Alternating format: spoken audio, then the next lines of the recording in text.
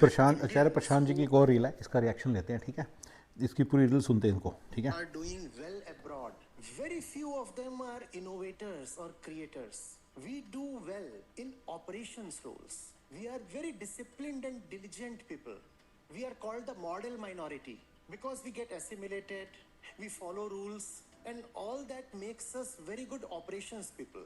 We are status quoists, or at best we can be useful in terms of incremental improvement. But when it comes to being disruptive, you won't find Indians there. All that we want is a safe and settled life. And what does settlement mean? Not changing anymore, not improving further, not having the guts or the stamina to be disruptive anymore. Creation is rebellion. Do we see this? But when this becomes your life, how will you rebel? Rebellion is a clenched fist, not folded Clenched. hands. ठीक है। तो मुझे नहीं पता आचार्य प्रशांत जी का फंडा क्या है, पर मैं उनकी जो ये ओवरऑल क्या कहना चाह रहे हैं, तो जितनी सारी बातें हैं इनमें बहुत सारी बातें गलत हैं, तो मैं एक एक करके उनके बारे में बताता हूँ और फिर मैं अपनी थ्योरियाँ दूंगा, अपनी बातें बताऊंगा। मुझे तो समझ नहीं है इनका सेंट्रल पॉइंट, बस इंडियंस ऐसे होते हैं। चलिए मैं बता दूँ कि कहाँ इशू है मुझे। Who are doing well abroad. Very few of them are innovators. Very few of them are innovators and creators. किसी भी सोसाइटी में बड़े कम ही होते हैं क्रिएटर्स और इनोवेटर्स, और कितने इनोवेटर्स हैं?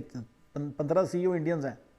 Against all odds, visa issues and all those things, 15 CEOs, 15 से 20 CEOs फॉर्च्यून 500 में इंडियंस हैं।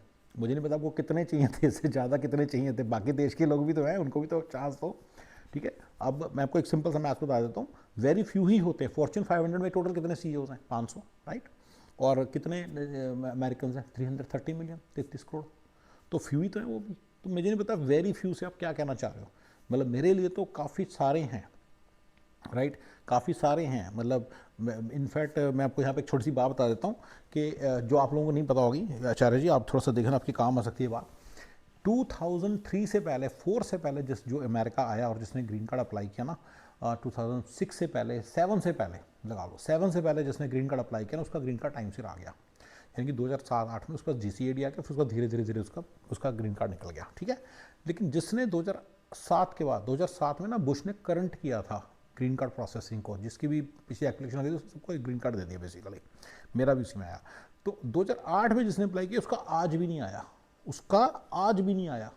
ऐसे भी लोग हैं, ठीक है ना।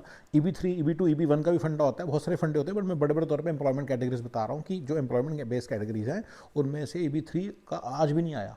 और मेरे को ऐसे लोग भी जानते हैं, और उनके बाद वालों का कईयों का आगे, लेकिन पॉइंट है कि आज भी उनमें से बहुत लोग नहीं है, 17 साल से वेट कर रहे हैं। तो आपको एक बड़ी इंटरेस्टिंग बताना चाहूँगा कि उसके बाद के ना आपको ना एक वैक्यूम दिखेगा। अब जैसे सुंदर पिचाई वगैरह ना 2002-3 में आ गए थे, तो उन्होंने अपनी ग्रीन कार्ड की प्रॉब्लम सॉल्व कर ली होगी, नहीं तो उसके बिना बन ही नहीं सकते ग्रीन क्या नाम है, CEO बनने का सपना भूल जाओ। तो आपको ना एकदम से देयर इज अ वैक्यूम। यानी कि जो बंदे 2008 में आए हैं, वो चाहे वो 30 साल के लोग जो उनसे जितना मर्जी दिमाग का, वो आपको CEO बनते नज़र नहीं आएंगे, ठीक है ना। तो अब आपको दोबारा से बनने नज़र आएंगे, क्योंकि अब मैं बताता हूँ एक नई वेव आने वाली है, जो क्या आएंगे, जेनजी। जो जेनजी पैदा हुई है यहाँ पे, जैसे मेरे बच्चे भी जेनजी हैं, राइट, जो यहाँ पे पैदा हुए हैं Gen Z, American kids, American Indian kids, जो देशियों के बच्चे हैं यहाँ पे, वो धीरे धीरे ग्रो कर रहे हैं। अभी जो ओल्डेस्ट किड है जेनजी, वो अप्रॉक्सीमेटली 27-28 है, ठीक है ना। 2025 चल रहा है ना, तो 28 साल का, क्योंकि 97 से 95 से स्टार्ट होता है ना, कुछ ऐसा नंबर है।